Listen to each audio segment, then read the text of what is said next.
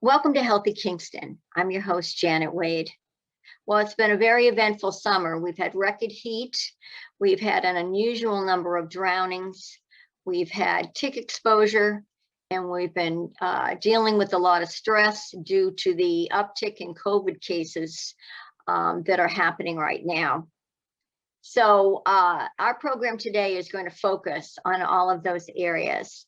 First, I'm going to have Leanne McGuinness speak. She is the registered nurse who is over the COVID vaccine clinic for the Board of Health here in Kingston, and she's collaborating with the fire department and the school department.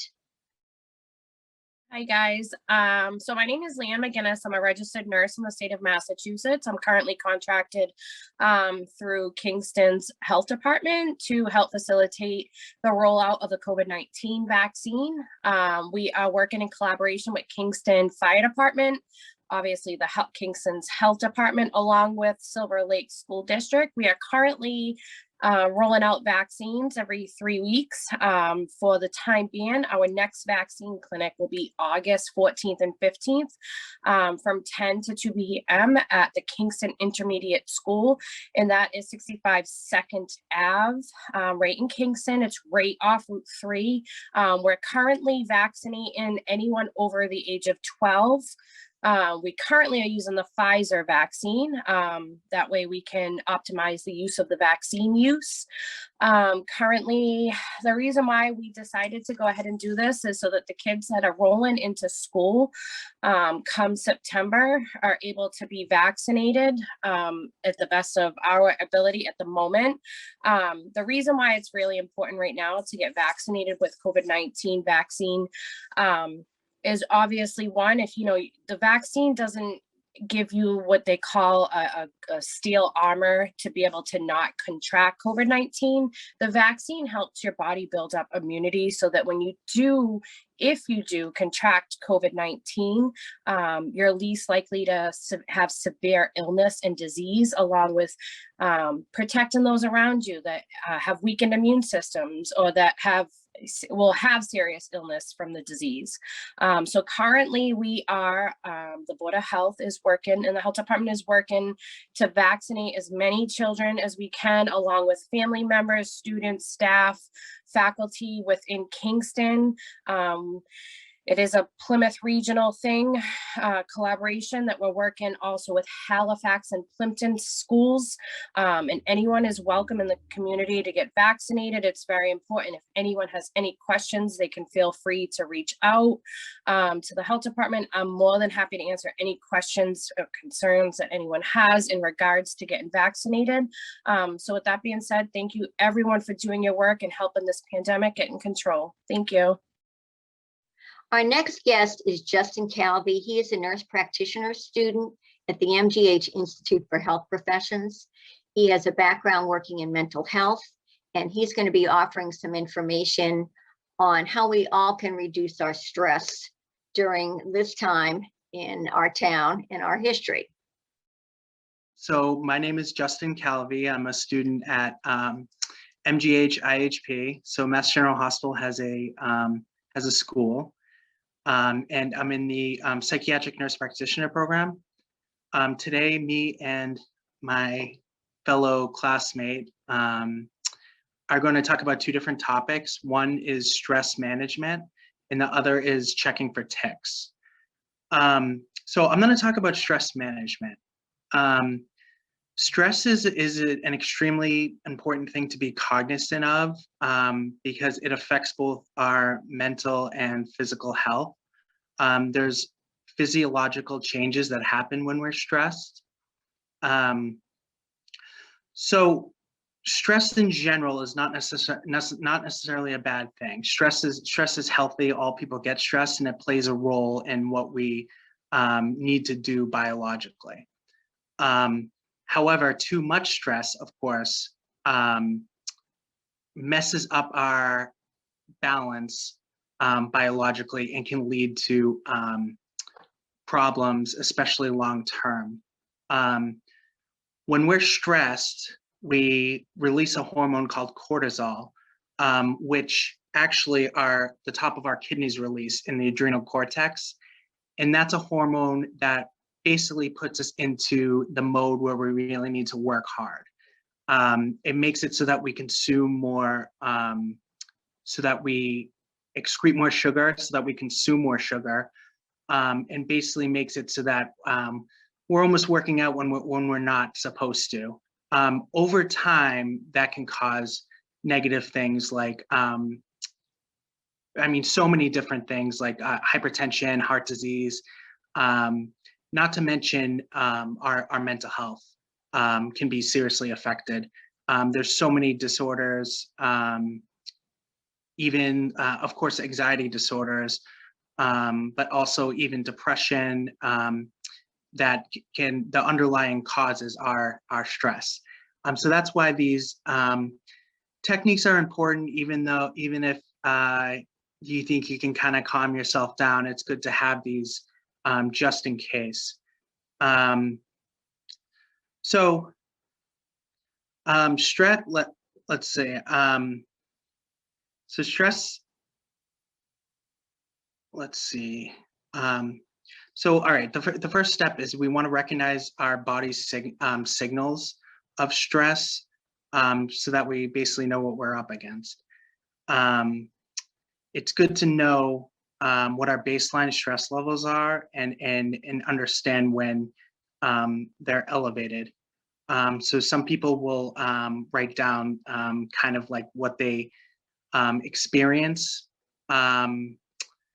so that because it's not necessarily always going to be obvious.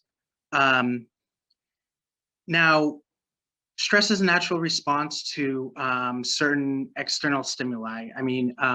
For example, talking on TV might stress someone out. So it's one way to avoid too much stress is to not immerse yourself in those stimuli to be, all of a sudden, or in levels that you can't control yet.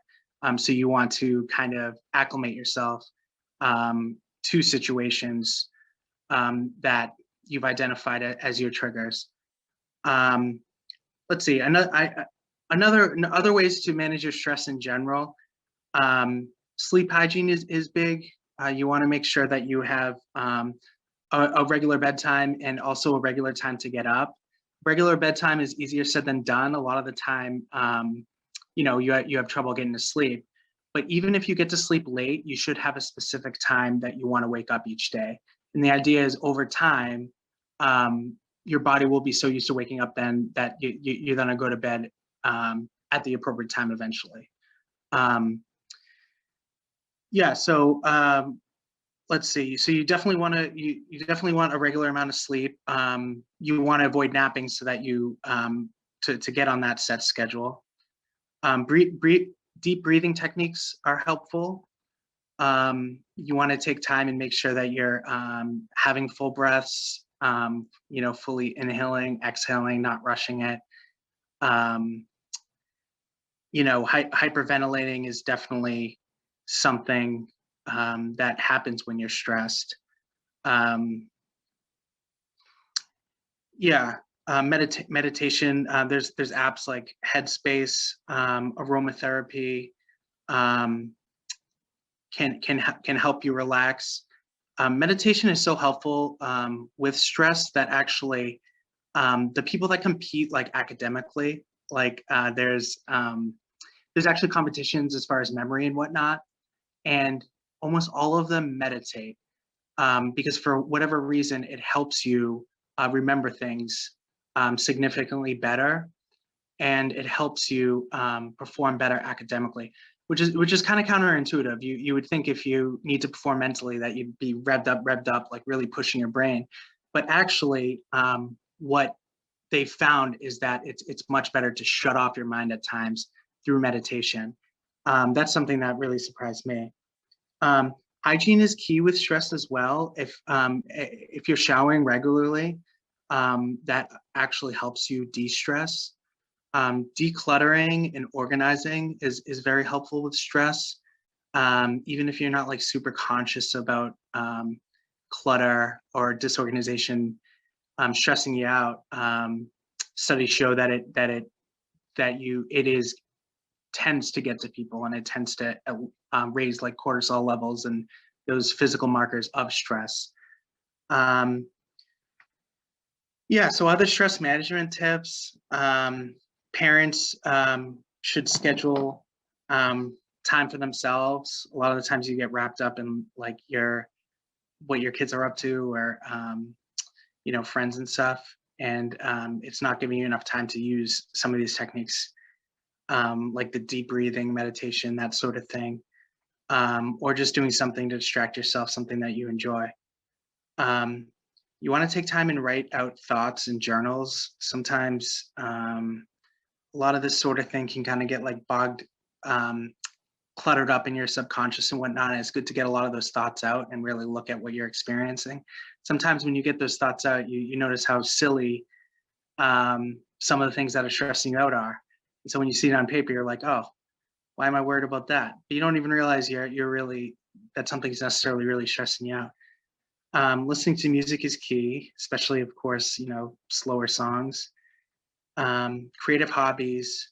Painting is a good de-stressor because you have to go so slow. A lot of people knit as well. In fact, in one of my former staff meetings, there was a woman that throughout every single meeting was just casually knitting there, and they didn't mind, and it helped her de-stress.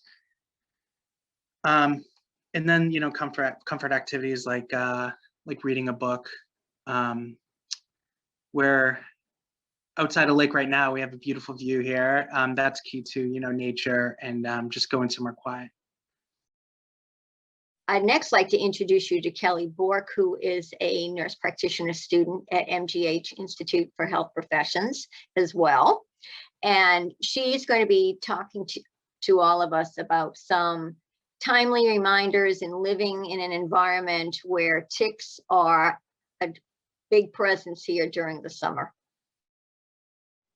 Hi, so my name is Kelly. I am also an MGH Institute nursing student, and I'm going to talk today about outdoor health education and tick awareness. So, as we know, as the weather starts getting warmer, we want to spend more time outside, which is great. We want to encourage that, but at the same time, it's really important to be mindful and aware of the risks and the hazards associated with mosquitoes and ticks and other bugs and pesky little things out there, especially with Lyme disease being on the rise around here in New England. So Lyme disease is one of the illnesses that you can get from a tick bite. It's from a deer tick. And when a tick infected with Lyme bites a person, that most of the time you'll get a bullseye rash where the tick bit you, but this isn't always apparent. So you don't want to wait for a bullseye rash and assume that's the only way, because Lyme can still be present without it. So you want to be aware of other symptoms as well, which are general flu-like symptoms, the muscle aches, the weaknesses, and the fatigue. Untreated Lyme disease can cause some significant chronic issues, but if you catch it ahead of time and early enough, just a simple string of antibiotics should be able to wipe the illness right out of you. So if you do have a tick bite, even if you don't have that bullseye rash, it's important to be aware and mindful of any new symptoms that could arise. And if you do have something happen, it can't hurt just to give your healthcare provider a call and let them know. So there are many ways you can prevent getting Lyme disease or tick bites in general.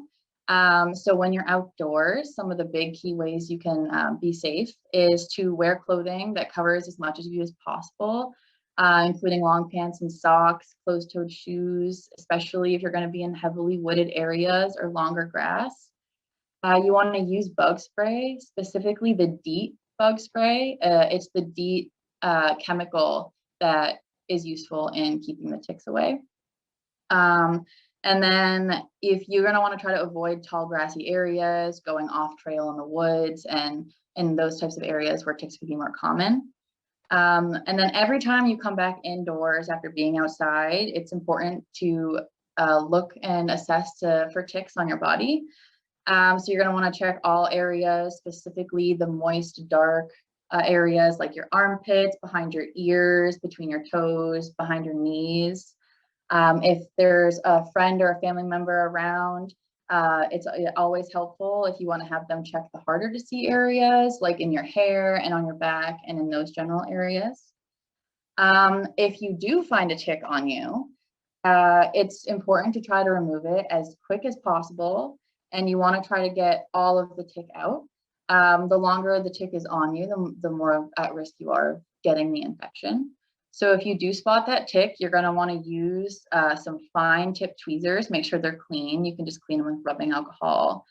And you want to get as close to the tip of the head as you can. And you want to squeeze down really firmly and pull steady. You don't want to twist or jerk.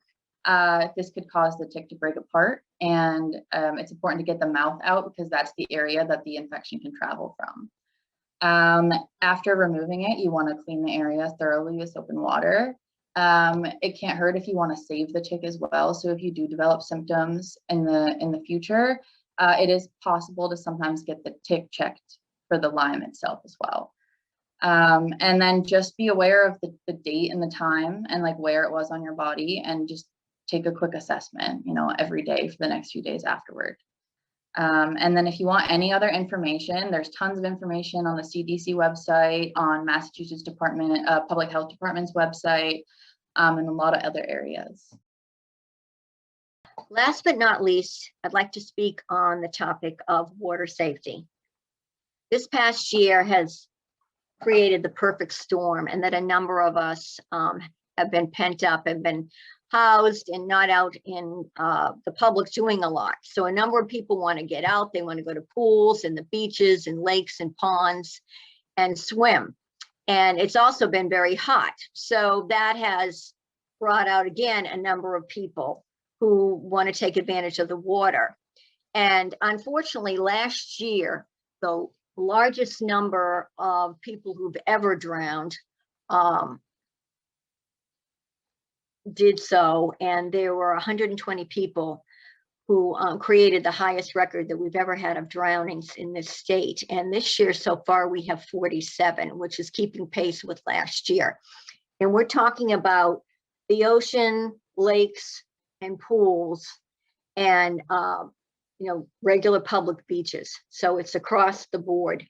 So the Department of Conservation is making an effort to deal with this safety issue with water by putting out more signs in swimming areas, increasing salary for lifeguards. They've also launched a national rip current forecast model where up to 6 days ahead of time, they can look at the probability of currents and rip tides that are on the beaches. But the bottom line is it's important for all of us to remember the essentials of swimming safety, and foremost to take responsibility for our safety and those of the people that we are with when we are around the water. I imagine that a lot of you are familiar with these safety tips, but they certainly bear repeating. First off, never swim alone. Always swim with a buddy, a family member, a friend.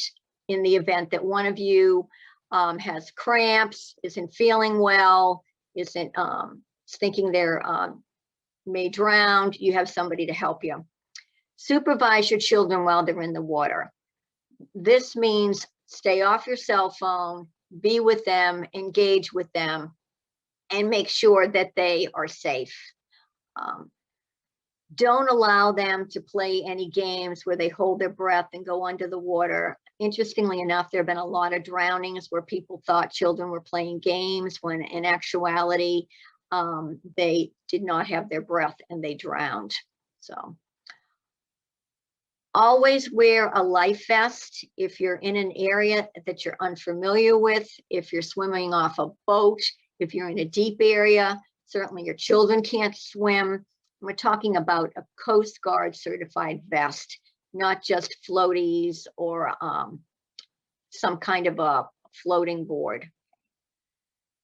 Don't jump in the water to save a friend. And that's been part of the issue with a number of the drownings recently.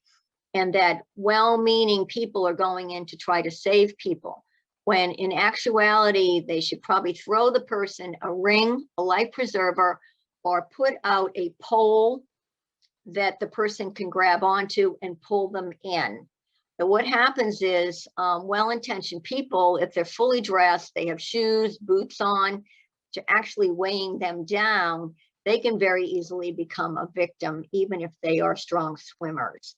So don't jump in to save people. Throw them a life preserver or reach out a pole to them and pull them in. Remember to enter the water first. Diving is very dangerous. If you know how to dive, you're in a pool, always stay at the deep end. If you're not familiar at a lake or a pond, or even the ocean with how deep it is, do not dive, because you could do a lot of injury, head injuries, back injuries, or death to yourself or someone else. So rule of thumb is usually walk in the water rather than dive in the water. If you have a pool or access to a pool, always check out the drain, where it is, what kind of shape it's in. If it doesn't have a cover, definitely stay away from it. But even if it has a cover, stay away from it, because drains have a way of pulling. They can pull in your clothes, the suction can pull in hair, and people can drown that way. So stay away from pool drains. Always stay within designated swim areas. That's why they're cordoned off, so that people will not go in hazardous areas where they could potentially drown. Avoid using alcohol when you're swimming. Obviously, it can incapacitate you. You're not thinking straight. You can go into hypothermia and very easily drown. So if you're drinking, stay on the beach, stay by the pool, don't go in the water. And last but not least, it's important that every teenager and adult learn CPR, so that in the event that you are exposed to someone who's potentially drowned, excuse me, that you would know what to do for them. Teach your kids how to be safe in the water, and you be safe in the water, and have a great rest of your summer. Thank you.